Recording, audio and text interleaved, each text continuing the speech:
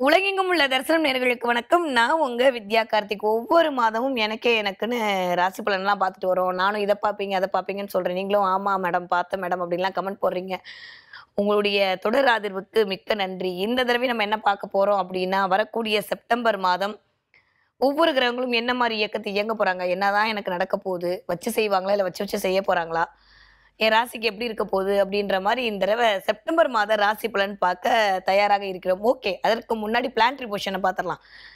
யார் யார் எந்தெந்த வீட்ல இருக்கா? டூ ஆர் டையா முடிஞ்சிருச்சா? சண்டையெல்லாம் போட்டு முடிச்சுட்டாங்களா? அவங்கவங்க சொந்த வீட்டுக்கு வந்துட்டாங்களா? ஆட்சி பலத்தோட இருக்காங்களா? வலு இழந்திருக்காங்களா? அப்படின்லாம் பார்த்து, நம்மளுடைய நாட்டல் ஹாரோஸ்கோப்புக்கு தகுந்த மாரியான இந்த கிரகங்கள் நம்மளுக்கு எப்படியெல்லாம் இந்த 1 மாத காலத்தை நகர்த்தி நம்மள உயர்த்தி கொண்டு போறாங்க அப்படின்ற மாரி பார்க்க போறோம். முதல்ல கோச்சார பலன் அப்படின்னு சொல்லி பார்த்தோம் அப்படின்னா, அஸ் யூசுவல் வருட கிரகங்கள் என்று சொல்லக்கூடிய மிஸ்டர் சனி, மிஸ்டர் ராகு, கேது அவங்கலாம் ரொம்ப சமத்தா அதே வீட்ல அப்படியே தான் இருக்காங்க. ஆனா சனி வக்ரகதியா இருக்காரு. ஆனா வேற எங்கேயும் போல. அவர் வீட்லயே அவருடைய நட்சத்திரத்திலே உத்திரட்டாதி நட்சத்திரத்தில் சனி வக்ரகதியில் இருக்கிறார். ஓகே. இப்படிக்கா வந்தோம் அப்படின்னா, குரு புதனோட வீட்டில் இதுவரைக்கும் கிரக யுத்தம் நடத்தி போதும்பா அப்படின்னு சொல்லி சுக்கிரன் அனுப்பிச்சு விட்டு தனியா அப்படியே ஜம்முன்னு அவர் உட்கார்ந்திருக்காரு. அப்படியே கீழ இறங்கி வந்தோம் அப்படின்னா, காலபுருஷனுடைய 5ஆம் வீடு என்று சொல்லக்கூடிய சிம்ம வீட்டில் கேது அமர்ந்திருக்கிறார். ஓகே. இந்த பக்கம் 11ஆம் வீடு என்று சொல்லக்கூடிய கும்ப வீட்டில் ராகு அமர்ந்திருக்கிறார். இதை தாண்டியும் தன்னுடைய மாதத்திற்கு ஒரு முறை 15 நாளைக்கு ஒரு தடவை, 45 நாளைக்கு ஒரு தடவை, 10 நாளைக்கு ஒரு தடவை டெய்லி டிரான்சிட் ஆகக்கூடிய ஒவ்வொரு கிரகம் என்று சொல்லக்கூடிய இந்த உள்வட்ட கிரகங்கள் எல்லாமே எப்படி இருக்கு அப்படின்னு பார்த்தோம் அப்படின்னா, இந்த தடவை நம்ம எல்லாமே இயக்கி கொண்டிருக்கிற சந்திரன் விருச்சக ராசியிலிருந்து தன்னுடைய பயணத்தை தொடங்க ஆயத்தமாயிருக்கிறார். ஓகே. அதுக்கப்புறம் பார்த்தா ஆரம்பிக்கும்போது செப்டம்பர் மாசம் முதல் 15 நாட்கள் சூரியன் ஒரு இடத்திலும், அடுத்த 15 நாட்கள் ஒரு இடத்திலும் இருப்பார். நம்ம எல்லாருக்குமே தெரியும். அப்ப அந்த வகையில பார்க்கும்போது இந்த தடவை சூரியன் நெருப்புடா கபாலிடா மாதிரி சொந்த வீட்டில் ஆட்சி பலம் வாங்கி அமர்ந்திருக்கிறார். சிம்மத்தில் சூரியன். யாரோட? கேதுவோட சேர்ந்து. 10வதுக்கு புதனும் சிம்மத்தில் அமர்ந்து புதாதிபத்திய யோகத்தோடு இங்கு ஆரம்பிக்கிறது இந்த செப்டம்பர் மாதம் முதல் 15 நாட்கள். ஓகே. அடுத்து அப்படியே பார்த்தோம்னா, இதுவரைக்கும் புதன் வீட்டில் இருந்த மிஸ்டர் செவ்வாய் அப்படியே டிரான்சிட் ஆக ரெடியா இருக்காரு. எதை நோக்கி? தன்னுடைய 7ஆம் வீட்டை நோக்கி. அப்படியே பார்த்தீங்கன்னா, கிட்டத்தட்ட இந்த தடவை இந்த 13ஆம் தேதி, 14ஆம் தேதி, 15ஆம் தேதி, 16ஆம் தேதி அப்படி வரிசையா ஒவ்வொரு கிரகங்களும் தன்னுடைய இடத்தை அப்படியே பெயர்ந்து நம்மளுக்கெல்லாம் ஒரு விதமான பலாபலன்களை கொடுக்க தயாராக இருக்கிறார்கள். இவ்வளோ டெக்னிக்கா வேணும் அப்படின்னா, இந்த தடவை நான் டெக்னிக்கா தான் பேச போறேன். அப்பதான் புரியும். எப்ப பார்த்தாலும் ஒண்ணும் இல்லைன்னு சொல்றதுக்கு கொஞ்சம் டெக்னிக்கா பேசுவோம். இதுவரைக்கும் கண்ணில் அமர்ந்த செவ்வாய் 13ஆம் தேதி அப்படியே சுக்கிரனுடைய வீடான துலாம் வீட்டுக்கு வர போறாரு. அங்கேயும் அப்படியே ஸ்ட்ராங்கா இருப்பாருன்னா 26ஆம் தேதி வரைக்கும் தான் இருக்க போறாரு. 26ஆம் தேதி வரைக்கும் அப்பாடா ஒடுங்கடா போதும் அப்படின்ற மாதிரி அவர் வீட்டில் போய் அவர் ஸ்ட்ராங்கா 26ஆம் தேதியிலிருந்து விருச்சக ராசியில் அமர்ந்து ஸ்தான பலத்தோடு செவ்வாய் இயங்க போகிறார். Okay, clear. இந்த பக்கம் 15ஆம் தேதி வரைக்கும் இருந்த சூரியன் 16ஆம் தேதிக்கு அப்புறம் அப்படியே புதனோட வீட்டில் அமர்ந்து கொண்டு, அதாவது தனக்கு 2ஆம் வீட்டில் அமர்ந்து கொண்டு புதனோடு சேர்ந்து ஒரு இயக்கத்தை ஆரம்பிக்க போறாரு. இது வரைக்கும் பாய் போதுண்டா சாமி உங்ககிட்ட தொல்லை அனுபவிச்சுன்னு சொல்லி கேதுக்கு ஒரு பெரிய கும்பிட போட்டுட்டு கிட்டத்தட்ட 14ஆம் தேதி புதனும் அப்படியே அவருடைய சொந்த வீட்டில் ஆட்சி பலம் வாங்கி மூல திரிகோண வீட்டில் அமரப் போகிறார். ஓகே. இந்த மாதிரியான பிளானட்டரி பொசிஷன்ல இந்த செப்டம்பர் மாசம் பிறக்க காத்திருக்கிறது. ஏன் அப்படின்னா, எல்லா ராசிக்காரர்களுக்கும் சரி, முதல் 15 நாட்கள் ஒரு விதமான பலாபலனும், அடுத்த 15 நாட்கள் இந்த கிரகங்கள் இப்படியே நகர்ச்சியை வச்சு வேறு விதமான பலாபலன்களும் எங்க காத்திருக்கிறது. ஸோ கொஞ்சம் டீட்டெயிலா பார்ப்போமா? வாங்க. ஒவ்வொரு ராசிக்காரர்களுக்கும் இந்த செப்டம்பர் மாசம் எப்படி எல்லாம் இருக்க போகிறது, என்ன மாதிரிலாம் செய்ய போகுதுன்னு சொல்லிட்டு விரிவா பார்க்கலாம்.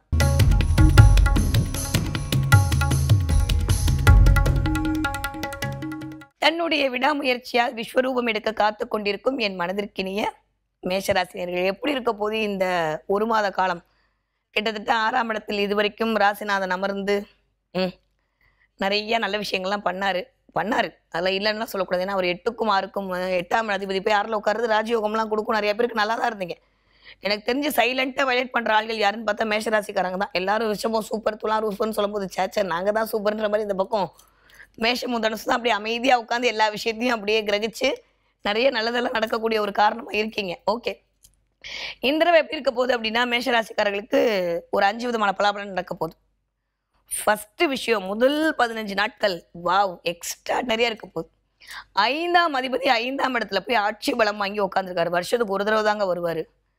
கிட்டத்தட்ட பெயர், புகழ், அந்தஸ்து, கௌரவம், கலை, காதல், கவிதை, குழந்தை, திருமணம், குலதெய்வத்துடைய அருள், இஷ்ட தெய்வத்துடைய ஒரு ஆத்மார்த்தமான ஒரு பிரார்த்தனை, அப்படின்னு இந்த தடவை மேஷராசிக்காரங்களுக்கு வேற லெவல்ல இயங்க போறீங்க முதல் 15 நாட்கள். ஓகே. இதுவரைக்கும் ராசிநாதன் 6ஆம் இடத்தில் அமர்ந்து கொண்டிருந்தார். இப்பொழுது 7ஆம் இடத்திற்கு மாறப்போகிறார். கிட்டத்தட்ட 16ஆம் தேதியிலிருந்து ஒரு 26ஆம் தேதி வரைக்கும் எடுத்துக்கோங்களேன் இந்த டைம் பீரியடு. வாவ்! வேற லெவல்ல இருக்க போது மேஷராசிக்காரர்களுக்கு. 10ஆம் இடத்தை பார்ப்பாரு இங்க உட்கார்ந்து செவ்வாய். தொழில் ஸ்தானம் விருத்தி அடைய போகிறது. அல்டிமேட்டா அமைப்பு இந்த தடவை கூடி வர போயிரு. அதுவும் அவர் உச்சமடையக்கூடிய வீட்டை வர பார்க்குறாரு. ஓகே. இந்த 26ஆம் தேதியிலிருந்து திரும்ப செவ்வாய் என்ன பண்ண போறாரு? அவர் வீட்டில் வந்து உட்கார போறாரு. மேடம் அதுதான் 8ஆச்சு எனக்கு அப்படிலாம் யோசிக்காதீங்க. 8ஆம் இடம்னா திடீர் அதிர்ஷ்டத்தை கொடுக்கக்கூடிய இடம் தான். எப்போ பார்த்தாலும் 8ஆம் இடம் வம்பு வழக்கனே பிடிச்சிட்டே இருக்கலாமா? 8ஆம் இடத்துக்கு நிறைய காரகத்துவம் இருக்கு. அப்போ இந்த தடவை ராசிநாதன் 8ல் அமரும் போது இங்கிருந்து 4ஆம் பார்வையாக லாபஸ்தானத்தை பார்க்க போறார். போன மாசம் வரைக்கும் நல்லா தான் ராசி பலன் சொன்னீங்க. இந்த மாசம் ஸ்தான பலம்ன்றீங்க, இடம் மாற்றம்ன்றீங்க அப்படின்னா நான் சொன்னா நம்ப மாட்டீங்க. அதனால இந்த தடவை வந்து நான் டெக்னிக்கா பேசணும் முடிவு பண்ணிட்டேன். ஸோ டெக்னிக்கா நானும் ஜோசியம் சொல்றேன், நீங்களும் டெக்னிக்கா ஜோசியத்தை புரிஞ்சுக்கிட்டு கமெண்ட்ல கழுவி ஊத்த மாட்டீங்கல்ல. ஸோ அவ்வளவுதான் கிளியர். ஸோ இந்த தடவை மிஸ்டர் செவ்வாய் இந்த மாதிரி 3 நிலையில் டிராவல் பண்ணி உங்களுக்கு 3 விதமான வாய்ப்புகளை கொடுப்பதற்கு தயாராக இருக்கிறார். ஓகே. புதனோட டிரான்சிட் பார்த்தீங்கன்னா கிட்டத்தட்ட 15ஆம் தேதி வரைக்கும் 3க்கும் 6க்கும் உடையப்பட்டவர் அவர். வேற லெவல்ல இயங்கும் போது மேஷராசிக்காரர்களுக்கு யாரெல்லாம் போட்டித் தேர்வு எழுதிட்டு இருந்தீங்களோ, யாரெல்லாம் காம்படிட்டிவ் எக்ஸாம்க்காக படிச்சுட்டு இருந்தீங்களோ, யாரெல்லாம் வந்து டிரான்ஸ்ஃபருக்காக வெயிட் பண்ணிட்டு இருந்தீங்களோ, யாரெல்லாம் 2ஆம் குழந்தைக்காக வெயிட் பண்ணிட்டு இருந்தீங்களோ, யாரெல்லாம் திருமணத்திற்கு தயாராக இருந்த அத்துணை மேஷராசிக்காரர்களுக்கும் மிகச்சரியான யோகமான காலகட்டம் இந்த செப்டம்பர் மாதம் இனிதே ஆரம்பம் அப்படின்னு தான் சொல்லணும். ஓகே. செப்டம்பர் முதல் 15 நாள் கிட்டத்தட்ட 2ஆம் அதிபதி என்று சொல்லக்கூடிய மிஸ்டர் சுக்ரன் அவர் போய் 4ஆம் வீட்டில் அமர்ந்திருக்கிறது. எப்படி இருக்க போகுது அப்படின்னா நிறைய பேருக்கு இடம் வாங்கலாமா, வீடு வாங்கலாமா, வண்டி வாங்கலாமா, லேண்ட் வாங்கலாமா, இன்னொன்னு சொல்லட்டுமா, இந்த 4ஆம் இடம் தான் உடைமை, இந்த 4ஆம் இடம் தான் ட்ரெஸ்ஸு. அதனால எனக்கு தெரிஞ்சு போன மாசமே ஆரம்பிச்சிருச்சு. ஸோ இந்த மாசம் வந்து 13ஆம் தேதி வரைக்குமே நிறைய மேஷராசிக்காரங்க நிறைய ஷாப்பிங் பண்ண போறீங்க. அதுவும் டிஸ்கவுண்ட் ஷாப்பிங்லாம் பண்ண போறீங்கன்னா பார்த்துக்கோங்களேன். நிறைய சேல் ஆடி மாதம்லாம் முடிஞ்சிருச்சே மேம் அப்படின்னா உங்களுக்கு மட்டும் ஆடி மாதம் முடிஞ்ச சேல்லாம் கிடைக்கும்.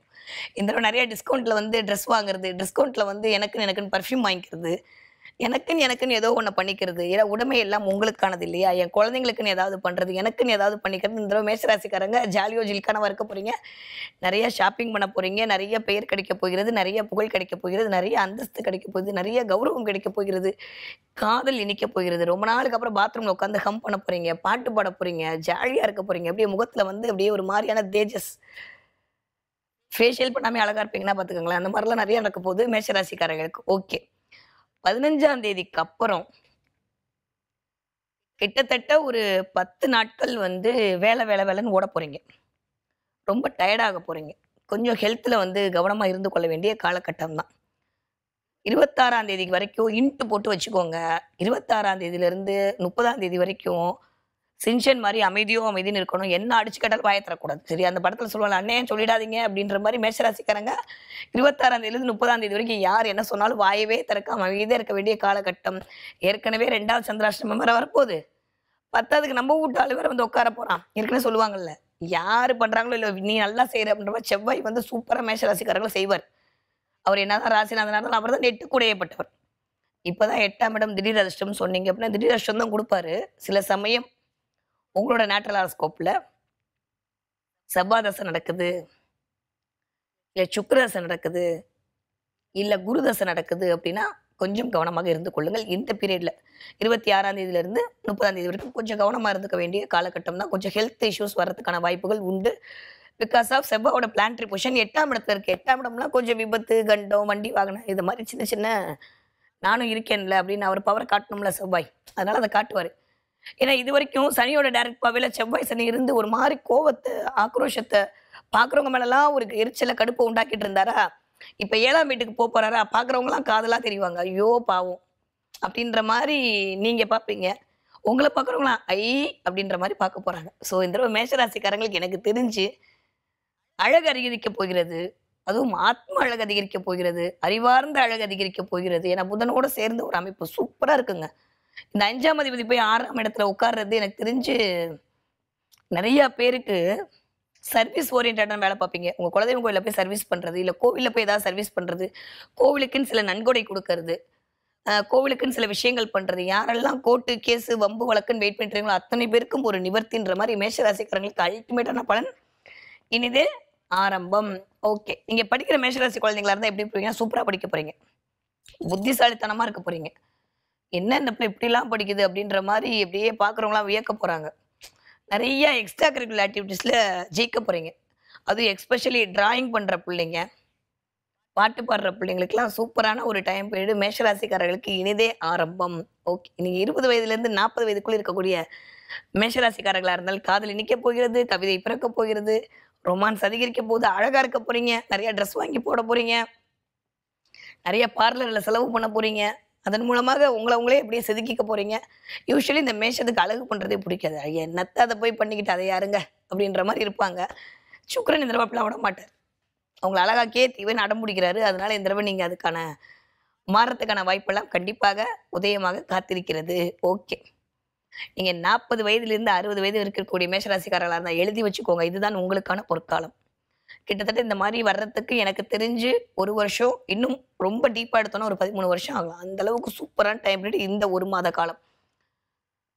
ஏன்னா, லாபஸ்தானத்த போய் செவ்வாய் பார்க்கிறார். ராசிநாதன் லாபத்த பார்க்கறது, ராசிநாதன் லாபத்துல இருக்கிறது ஒரு மிகப்பெரிய ராஜயோகம். 40ஆம் வயசுலாம் தாண்டும்போது நீங்க எனக்கு தெரிஞ்சு கிட்டத்தட்ட ராகு தசை, குரு தசை, செவ்வாய் தசை இந்த டிரான்சிட்ல இருக்கக்கூடிய ஒரு ஆட்களாக இருப்பீர்கள். நீங்க பரணியில பிறந்தாலும் சரி, அஸ்வினில பிறந்திருந்தாலும் சரி, கிருத்தியில பிறந்திருந்தாலும் சரி. உங்களுக்கு தான் மிகப்பெரிய ராஜயோகம் இந்த நேரத்தில் காத்திருக்கிறது. பெயர், புகழ், அந்தஸ்து, கௌரவம் எல்லாம் கிடைக்கப் போகிறது. வேற லெவல்ல மாஸாக போறீங்க. ஹியூஜ் ஃப்ரெண்ட் சர்க்கிளோட இயங்க போறீங்க. யாரெல்லாம் மார்க்கெட்டிங் ஃபீல்ட்ல இருக்கீங்களோ, யாரெல்லாம் ரியல் எஸ்டேட் பண்ணிட்டு இருக்கீங்களோ, யாரெல்லாம் கமிஷன் பேஸ்ல வேலை பார்த்துட்டு இருக்கீங்களோ, யாரெல்லாம் சீருடை பணி செய்து கொண்டிருக்கிறீர்களோ, யாரெல்லாம் தலைமைத்துவத்தில் இருக்கிறீர்களோ, அத்துணை மேஷராசிக்காரர்களுக்கும் மிகச்சரியான யோகமான காலகட்டம் இந்த நேரத்தில் உங்களுக்கு இனிதே ஆரம்பம். கண்டிப்பா வீடு வாங்கலாமா, இடம் வாங்கலாமான்னு பார்ப்பீங்க. உங்களுக்குன்னு ஒரு ஃபோனையாவது மாத்திப்பீங்க. அட்லீஸ்ட் ஒரு ஹெட்ஃபோனாவது வாங்குவீங்க. அநேகமா அது வந்து கொஞ்சம் கிரீன் கலர் கலந்து இல்ல ஒயிட் கலர் கலந்து இருக்கலாம். ஸோ இந்த அளவுக்கு மேஷராசிக்காரர்களுக்கு இந்த தடவ சூப்பரான ஆதாயம் வரக்கூடிய மாதமாகத்தான் இருக்கிறது. 60 வயதை தாண்டிய மேஷராசிக்காரங்க 3 இடத்துல கவனம் தேவை. முட்டி வலி வரலாம். கவனமா இருந்துக்கோங்க. முட்டி சார்ந்த வலி வரலாம். அதே மாரி கால் பாதத்துல பெயின் வரலாம். பேக்ல பெயின் வரலாம். இந்த 3 இடத்துலயும் 60 வயது தாண்டிய இல்ல எனக்கு தெரிஞ்சு ஒரு 35 வயசு தாண்டினாலே கொஞ்சம் கவனமா இருந்துக்கோங்க. செவ்வாய் சனியோட டைரக்ட் பார்வை அதுக்கப்புறம் திரும்ப வந்து செவ்வாய் அமர போறாரு. ஆனா ஒரு விஷயம் வந்து சந்தோஷமா சொல்லலாம். என்னன்னா, குரு மங்கள யோகம் கிரியேட் ஆக போகுது. யாருக்குமே இல்லாம மேஷராசிக்காரங்களுக்கு கூட இவ்வளோ நேரம் மேஷராசிக்கு பேசணும்னா அந்த அளவுக்கு நல்லா இருக்கு. அதனால குருமங்கள யோகம் வரப்போகிறது. செவ்வாய் வந்து குருவோட பார்வையில உட்கார்ந்திருக்க போறாரு. யாருக்கெல்லாம் ஹெல்த் ரீதியாக கஷ்டப்பட்டீங்களோ, அத்துணை மேஷராசிக்காரர்களுக்கும் மிகச்சரியான மருத்துவம் கிடைக்கப் போகிறது. மாற்று மருத்துவத்துல முயற்சி மேற்கொள்ள போகிறீர்கள். அதன் மூலமாக ஒரு பெனிஃபிட் கிடைக்க போகுது. நெறைய பேருக்கு இந்த சுகர், பிபிலாம் கண்ட்ரோல் ஆக போகுது. சந்தோஷமா இருக்க போறீங்க. ரொம்ப நாளுக்கு அப்புறம் சந்தோஷமா இருக்க போறீங்க. ஜாலியா இருக்க போறீங்க. ஹேப்பியா இருக்க போறீங்க. இந்த ஹேப்பி அப்படியே உங்கள்ட்ட நிலைச்சிருக்கட்டும். ஓகே. இந்த மாதம் என்ன தெய்வத்தை நான் வழிபாடு செய்ய வேண்டும் என்றால், கண்டிப்பா மேஷராசிக்காரங்களுக்கு எல்லாமே நல்லதா நடக்க போகுது. இருந்தாலும் கொஞ்சம் பலம் வேணும் இல்லையா? அதனால சரபேஸ்வரர் வழிபாடு உங்களுக்கு மிகச்சிறந்த மாற்றத்தையும், ஏற்றத்தையும் தரக்கூடிய வழிபாடாக அமையும். இந்த தடவ நெறைய மேஷராசிக்காரங்க முயல் பார்க்க போறீங்க. பார்த்தீங்கன்னா எனக்கு கமெண்ட்ல சொல்லுங்க. எங்க பார்ப்பீங்க? எப்படி பார்ப்பீங்கன்னு தெரியல. கண்டிப்பா முயல் பார்ப்பீங்க. முயல் பார்த்தது அப்படின்னா, முயல் எப்படி துள்ளி விளையாடும் ஒரு இடத்துல நிக்காம இந்த தடவ ராசிநாதனும் அப்படிதான் துள்ளி விளையாட போறாரு. வாழ்க்கையும் மிகச்சிறந்த மகிழ்ச்சியான ஒரு தருணத்தை நோக்கி உங்களுக்கு போவதற்கான சமிக்கைகளை இந்த முயலை பார்ப்பதன் மூலமாக பிரபஞ்சம் உங்களுக்கு வழங்க காத்திருக்கிறது. சூப்பரா இருக்கு மேஷராசிக்காரர்களுக்கு இந்த செப்டம்பர் மாத காலகட்டம்.